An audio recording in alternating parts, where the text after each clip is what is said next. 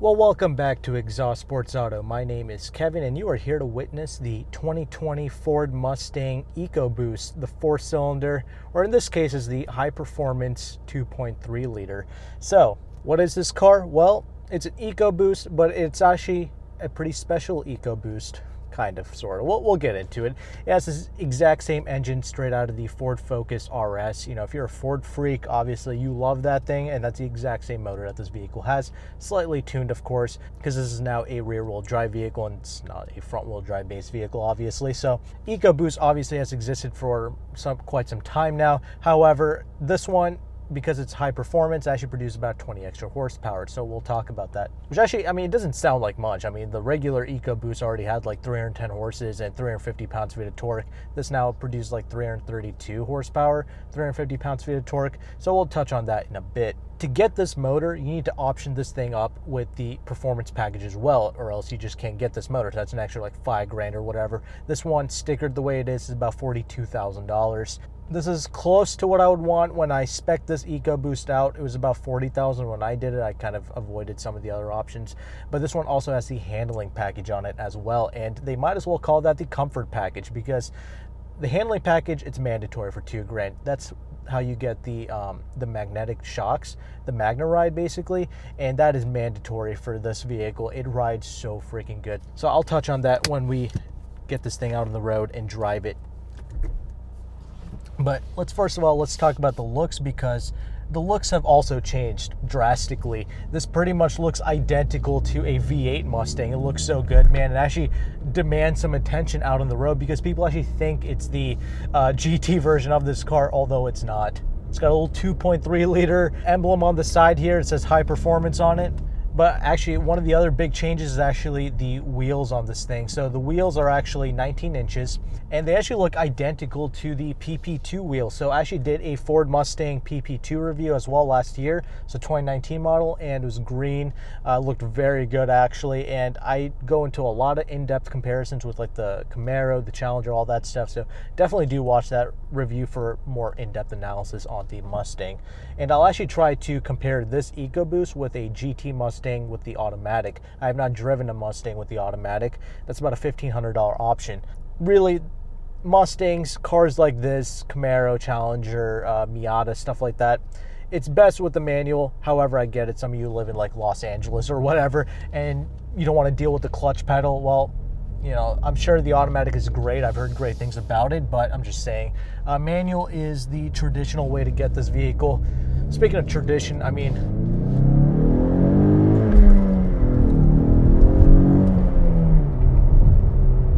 another tradition is actually to get this vehicle with the V8, of course.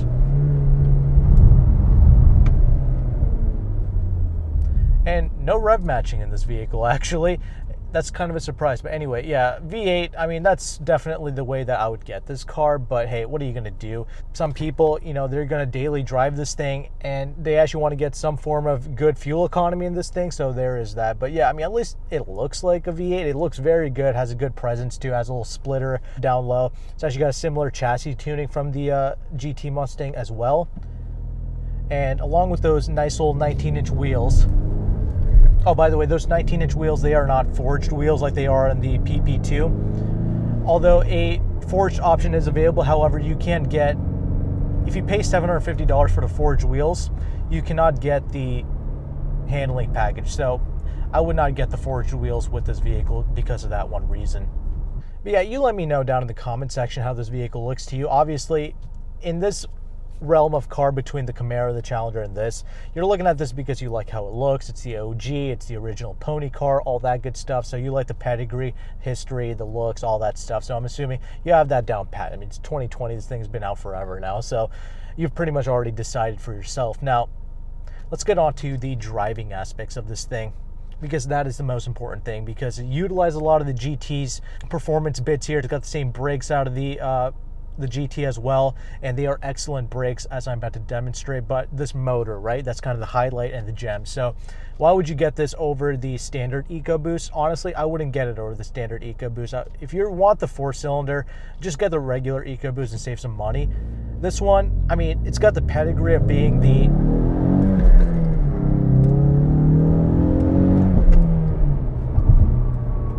got the pedigree of being the Focus RS motor, but that's about it.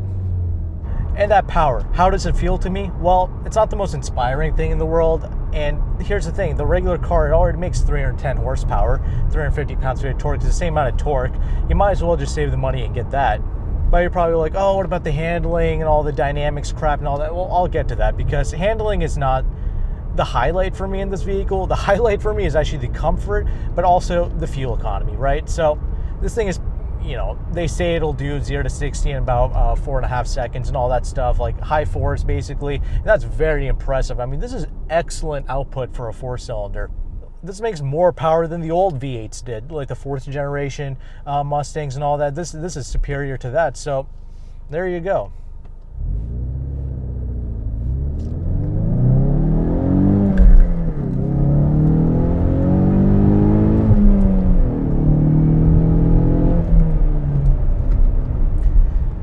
But here's the other thing with this motor, and you know, one thing you're definitely missing with the V8 is the sound. I mean, Ford does not know how to produce a good sounding 4-cylinder or 6-cylinder. All these like Ecoboost, they sound horrible, honestly. I mean, I just don't like the way it sounds. Yeah, it kind of crackles and pops a little bit in certain occasions.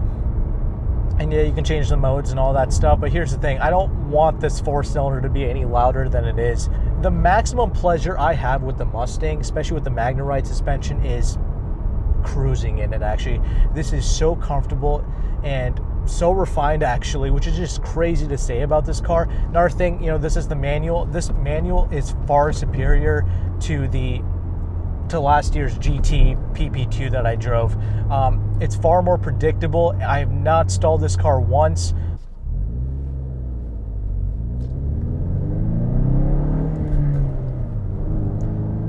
I never once missed a gear or confused a gear or anything like that. This is an excellent manual transmission, and actually another reason why somebody might look into this thing. I mean, I didn't read anything that they changed the manual, but somehow it just feels better. The clutch uptake is just superior and more predictable. Heel towing is like a non-issue in this thing. It is so easy to drive this car. But yeah, I mean, it makes for a perfect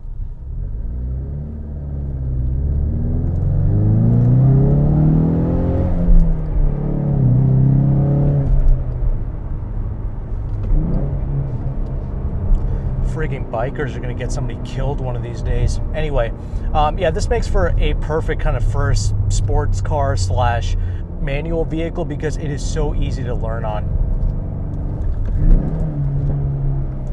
However, there is no, what do you call it, rev matching feature in this vehicle.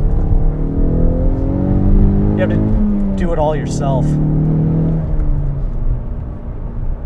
And it's shocking to me that the rev match is not included with this vehicle, because I would assume this is like the type of person who doesn't know how to blip the throttle or heel toe and any of that stuff. It's all tremendous and easy to do in this vehicle, but like usually in the GT Mustang, you do get the rev match, and I would assume that somebody who owns like a V8 manual car probably already knows how to rev match and do all that stuff. So I'm shocked that they did not give you that option here. So why is it that I prefer cruising in this thing rather than driving it hard? Well, let me tell you, because handling is actually not its forte. Now I can get over the sound. It's not a big issue with me. I just had the 50s on 5 satellite radio on, you know what I'm saying? The press fleet, a person who delivered this car to me had it on 50s on 5, so that's what I was listening to as well, and it was very appropriate in this car. And that's kind of what I enjoy doing with it, not driving it hard. Because Mustangs, dude, I don't know what it is, but they don't have the best handling characteristic. There's this disconnect both in the steering feel and the suspension as well. There's a lack of driver confidence here, despite all the performance package, handling package crap that they put on here. This is also an issue I had with the PP2 as well. It just does not feel like the best in terms of handling. These Mustangs, they always feel like they're on a thin piece of glass or a thin piece of ice or whatever. That's kind of what this vehicle always feels like to drive. And it gets pretty sketchy out in the rain and also on bumpy roads. So that's another reason why I don't really have the confidence to push this thing. Now, I did kind of a little bit, and the capability is technically there. Obviously, it was definitely there with the PP2, but but that was just so overkill with the tires. It had a 305 setup in all four corners, so that vehicle was kind of like tramlining all over the place. It was following all the road imperfections, and that was kind of sketch in its own little way. This one, it doesn't tramline or anything like that. It's got 265 wide tires in all four corners, and it's on these kind of bespoke Pirelli summer tires that are bespoke to this vehicle, the Ecoboost High Performance. And although it doesn't tramline, there's like this thing with the steering where it kind of jerks around a little bit. I don't know if you're a Mustang owner, please let me know if you've experienced this. And be objective about it, please. This is supposed to be a review. But yeah, you know, the steering kind of jerking and like the overall disconnect I feel through like the entire body of this vehicle, it just does not make me want to push it. Now, where this vehicle shines is actually just being a chill, cool looking daily driver. And I think that's what a lot of people want. So let me explain. This car, with the mag ride and all that good stuff, it rides beautifully. It is so satisfying to go through the gears because, like I mentioned, this manual is amazing. I find the Camaro to be a superior driver's car. However, this is a lot more chill than the Mustang. It's a little bit easier to see out of, I guess. However, at the same time, not really. Something about the way they have like the mirrors positioned is just not doing a good job of showing an accurate size of this vehicle, I guess. I mean, it feels way larger than it is when I'm driving it.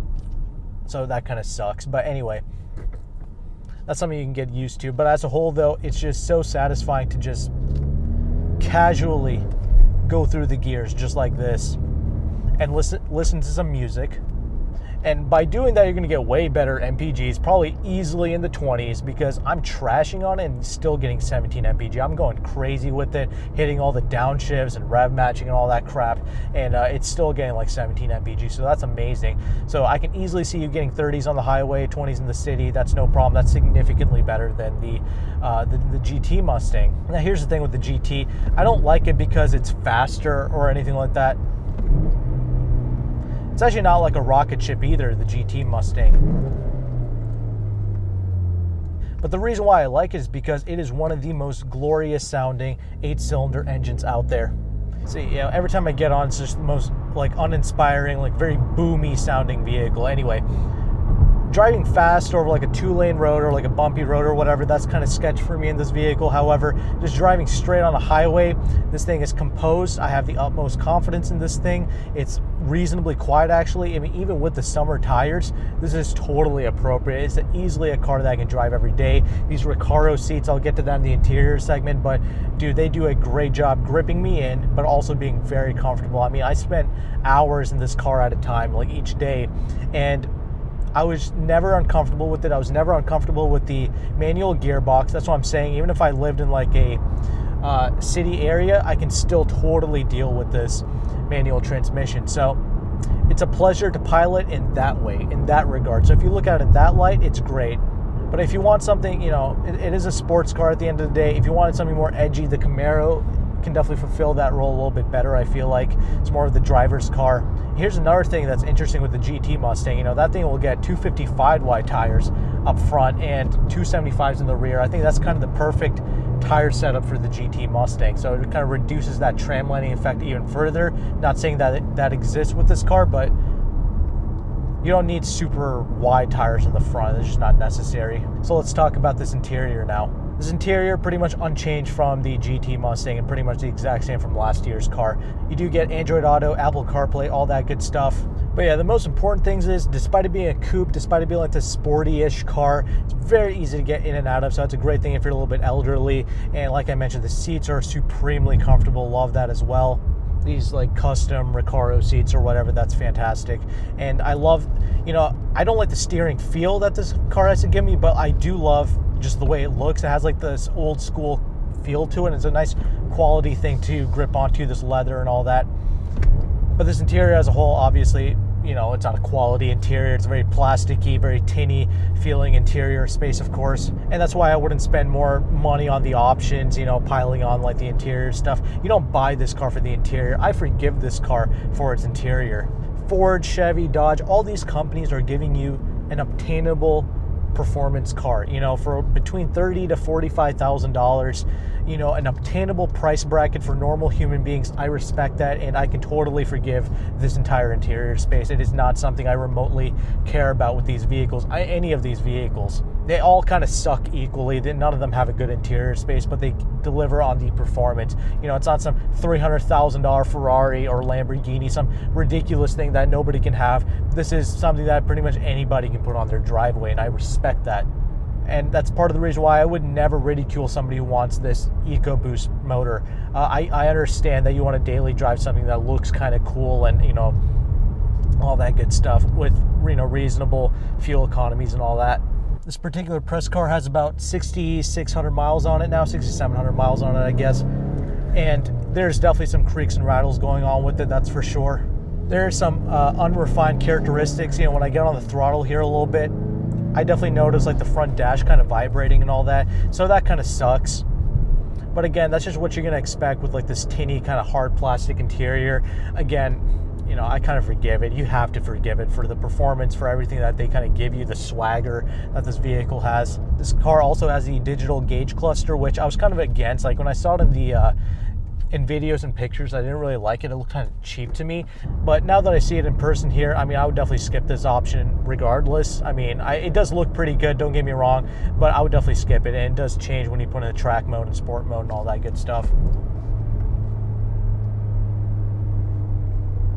You have buttons on steering wheel, so that's very easy to access. And these toggle switches are definitely the best part about this interior. Very old school, and I appreciate that. Air conditioning controls, I mean, they are easy to access. You do have physical buttons. However, you do have to rely on this little touch screen to kind of utilize those commands, like to show you the temperature, the fan speed, all that good stuff. So that kind of sucks. I kind of wish they gave you a separate display here. At least they gave you the physical buttons. This touchscreen, it's not the best, but you do have the Apple CarPlay, Android Auto. I mean, it works. There's a bit of lag to it. It's not terrible, though. It is pretty easy to use, so there is that. Storage space, I mean, there's not a whole lot of it. I mean, there's no sunglass holder. There's no sunroof either. And also, there's not really a place to put your phone. But there is 2 big cup holders here, and there's some space in the door pockets. Armrest is an okay size. It's not absolutely massive or anything like that. Glove box, you can put a few things in there. But as a whole, I mean, it's decently practical. I mean, the rear seats, actually, you can definitely fit some people in there for like a 10-15 minute ride, though. Like, I could fit behind myself, but it's definitely a tight squeeze. I kind of sit closer to the steering wheel, and I still have like barely enough space to fit. But hey, I'm 5'11", I can sit behind myself, so there is that. And finally, the trunk is actually a tremendous size as well, and that's another highlight. I mean, it's a very practical car. You know, the trunk opening is very wide, unlike the Camaros. I mean, the Camaro actually has like a decent sized trunk, I think, but like the opening is trash, and also because of that, you just can't fit as many things. But in this one, you can fold the seats down and you just naturally have a larger trunk. So very practical. Another reason why this is kind of superior to a Camaro. It's just more of a practical car, a little less edgy, very comfy, and just a chill, cool looking daily driver. So appreciate it for those reasons. I do like the GT Mustang. I mean, that's still the one to go for, obviously, if you can afford the fuel on it, if you're not gonna be driving a lot. This is for the people who drive a lot. So there is that. And mainly you get the performance pack and all that crap, mainly because you like the way it looks, not so much for the handling of it per se.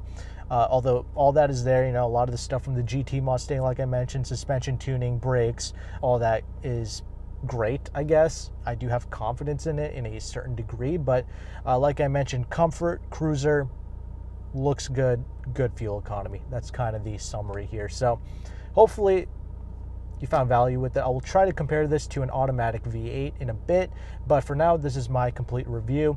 If you have any questions, leave them down in the comment section below. If there's any Mustang fanboys who are kind of pissy with me, also leave your thoughts down in the comment section below. So with that, definitely check out the next video. It'll be on the end screen here. So with that, thank you again for watching. Take care and goodbye.